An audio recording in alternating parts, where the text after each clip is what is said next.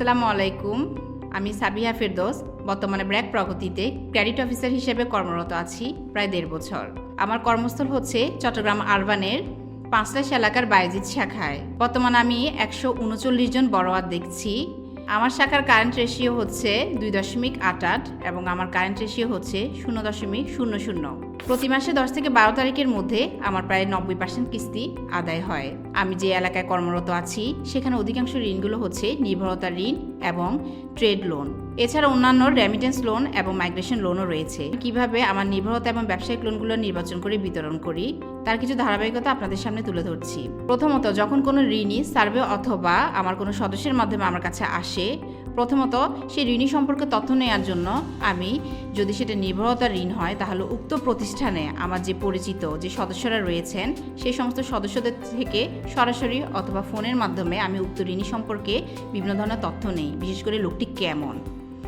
এছাড়া সেটা যদি ব্যবসায়িক লোন হয় তাহলে আমার পরিচিত যে সমস্ত সদস্য রয়েছে এবং আশেপাশে যে দোকানদাররা রয়েছে তাদের থেকে আমি তথ্য নেওয়ার চেষ্টা করি যে তিনি মানুষ হিসেবে কেমন এবং উক্ত ব্যক্তির আর অন্য কোথাও ঋণ আছে কিনা। কারণ একজন ঋণগ্রস্ত ব্যক্তি পরবর্তীতে কিস্তিগুলো সুন্দরভাবে তিনি চালাতে পারেন না। দ্বিতীয় ধাপটি হচ্ছে প্রত্যয়নপত্র যাচাই। এক্ষেত্রে আমি যিনি প্রত্যয়নপত্র দিয়েছেন সেই উক্ত ব্যক্তির সাথে সরাসরি দেখা করি।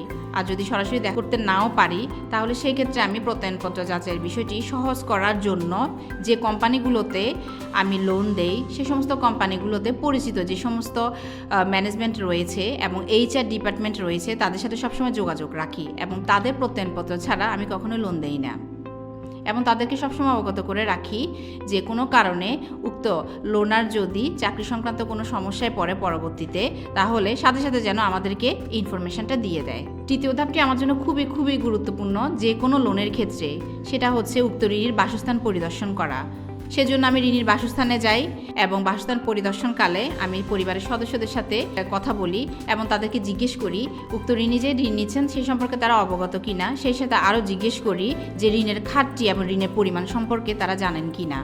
যখন পরিবারের সদস্যদের বলেন যে ওনারা জানেন তখনই আমি অগ্রসর হই সামনে এবং আমি পরিবারের সদস্যদেরকে 3টি কথা সব সময় বলে আসি গুরুত্ব দিয়ে। প্রথমত হচ্ছে নির্দিষ্ট সময়ের ভিতরে এবং নির্দিষ্ট তারিখের মধ্যে অবশ্যই আমার কিস্তিগুলো দিতে হবে।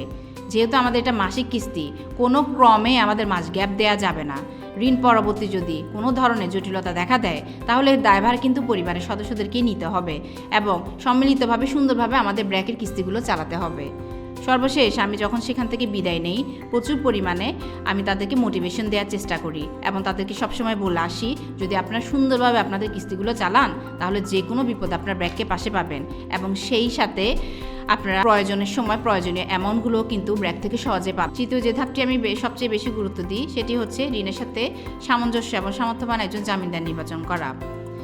আমি ঋণের জামিনদাররা আসার পরে তাদের কাছ থেকে স্বাক্ষর নেওয়ার পূর্বে আমি সব ধরনের ঋণের জামিনদারদেরকে তাদের দায়িত্ব কর্তব্য সম্পর্কে বারবার বলে দেই।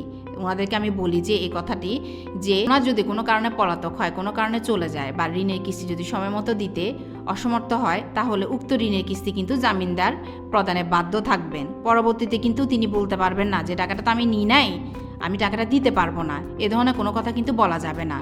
যদি এটাতে সম্মতি থাকে তাহলে উনি যাতে এখানে স্বাক্ষর করেন এবং যদি সেটা ব্যবসায়িক লোনের ক্ষেত্রে হয় তাহলে আমি জামিনদারের বাসাটা পরিদর্শন করি অনেক সময়। এভাবে আইনগুলো দেখি এবং তার পরবর্তীতে আমি আমার শ্রদ্ধেয় AM ভাইকে ঋণী এবং তার প্রতিষ্ঠান সেই সাথে ঋণের বাসস্থানগুলো পরিদর্শন করাই। এভাবে আমি লোন বিতরণের কার্যক্রমগুলো সম্পাদন করি। ধন্যবাদ সবাইকে।